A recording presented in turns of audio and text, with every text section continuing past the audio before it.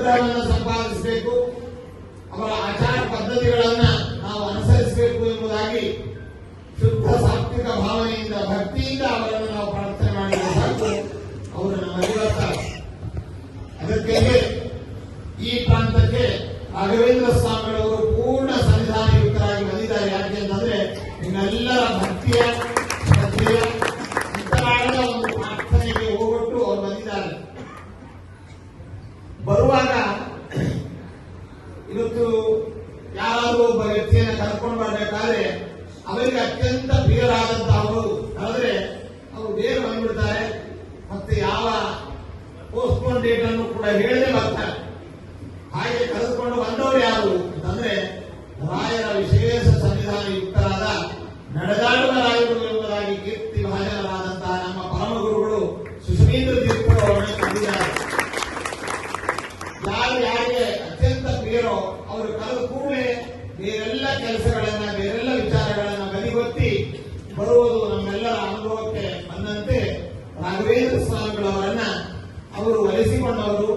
ಅವರು ಕರೆದು ಇಲ್ಲಿ ಕರ್ಕೊಂಡು ಬಂದು ಈ ಬಡಾವಣೆಯಲ್ಲಿ ಮೂಲ ಮೃತ್ತಿಕಾ ವೃಂದಾವನದ ರೂಪದಿಂದ ಇಲ್ಲಿ ಕುಡಿಯಿಸಿದ್ದಾರೆ.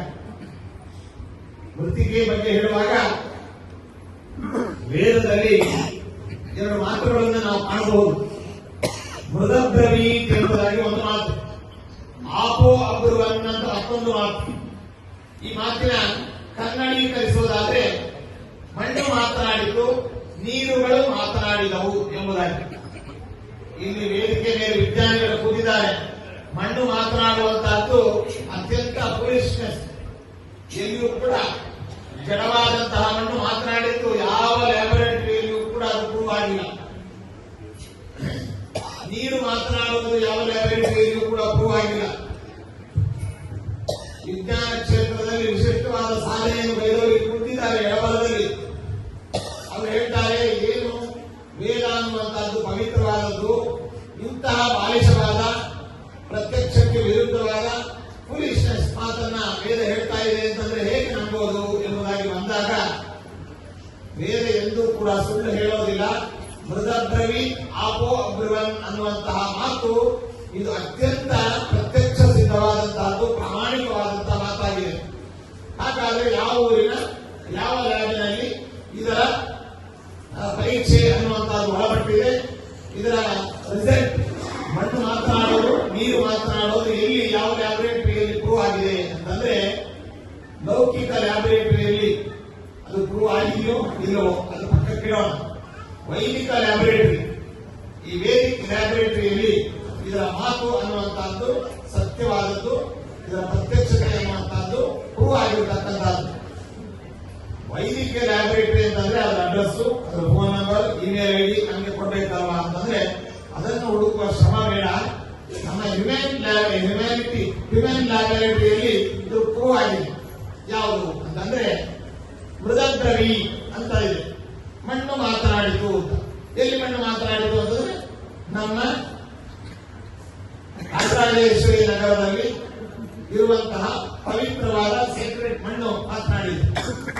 ಮೂಲ ಮೃತ್ತಿಕೆ ಇಲ್ಲಿ ರಾಘವೇಂದ್ರ ಸ್ವಾಮಿಗಳು ಮೂಲ ಮೃತ್ತಿಕಾ ರೂಪದಲ್ಲಿ ಇಲ್ಲಿ ಸನ್ನಿಹಿತರಾಗಿ ಭಕ್ತರ ಎಲ್ಲ ಸಮಸ್ಯೆಗಳಿಗೆ, ಎಲ್ಲ ಪ್ರಶ್ನೆಗಳಿಗೆ, ಎಲ್ಲ ಅವರ ಒಂದು ಅಪೇಕ್ಷೆಗಳಿಗೆ ಆ ಮಣ್ಣು ಮೂಲ ಮೃತ್ತಿಕಾ ರೂಪದಿಂದ ಗುರುರಾಜರು ಇಲ್ಲಿ ಸನ್ನಿಹಿತರಾಗಿದ್ದು ಅವರ ಎಲ್ಲ ಮಾತುಗಳಿಗೆ ಉತ್ತರವನ್ನು ನೀಡುವ ಮೂಲಕ ಆ ಮಣ್ಣು ಮಾತನಾಡಿತು ಎನ್ನುವಂತಹ ವೇದದ ಪ್ರತ್ಯಕ್ಷತೆಯನ್ನ ನಮಗೆ ತೋರಿಸಿಕೊಟ್ಟಿದ್ದಾರೆ. ಇದಕ್ಕಿಂತಲೂ ಲ್ಯಾಬ್ ಅನ್ನುವಂತಹದ್ರನ್ನು ಬೇಡ. ಯಾಕೆ ಹೇಳಿದ್ರೆ ವಿಜ್ಞಾನಿಗಳು ಒಪ್ತಾರೋ ಬಿಡ್ತಾರೋ, ಲ್ಯಾಬ್ನಲ್ಲಿ ಎಲ್ಲಾ ಪಬ್ಲಿಕ್ ಅನ್ನು ಬಿಡೋದಿಲ್ಲ. ಲ್ಯಾಬ್ನಲ್ಲಿ ಪ್ರಯೋಗಕ್ಕೆ ಒಳಪಡಿಸುವಂತಹ ವಿಜ್ಞಾನಿಗಳು ಅವರು ಮಾತ್ರ ಅಲ್ಲಿ ಒಳಗಿರ್ತಾರೆ. ನಮ್ಮನ್ನು ಯಾರೂ ಬಿಡೋದಿಲ್ಲ, ನಮ್ಗೆ ಯಾರಿಗೂ ಪ್ರವೇಶವೇ ಇಲ್ಲ. ಅವರು ಬಂದು ಮನೆಗೆ ಅದರ ರಿಸಲ್ಟ್ ಹೇಳ್ತಾರೆ.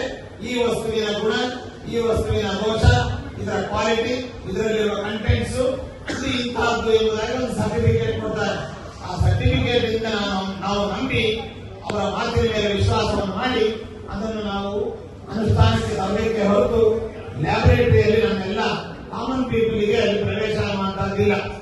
ಆದ್ದರಿಂದ ಕಾಮನ್ ಪೀಪಲ್ಗೂ ಕೂಡ ಅದರಲ್ಲಿಯೂ ಕೂಡ ಯಾರೋ ಎಜುಕೇಟೆಡ್, ಅನ್ಎಜುಕೇಟೆಡ್, ಅಥವಾ ಬಡವ ಬಲ್ಲಿದವ ದೀನ ಮತ್ತು ಯಾವುದೇ ತರಹದ ವ್ಯತ್ಯಾಸವಿಲ್ಲದೆ ಎಲ್ಲರಿಗೂ ಕೂಡ ಪ್ರವೇಶ ಇರುವಂತಹ, ಎಲ್ಲರೂ ಕೂಡ ಅದನ್ನು ಅಬ್ಸರ್ವ್ ಮಾಡಿ ನೋಡುವಂತಹ ಒಂದು ಲ್ಯಾಬೊರೇಟರಿ ಅಂತಂದ್ರೆ ಇದು ಗುರುಸಾರ್ವಭೌಮರ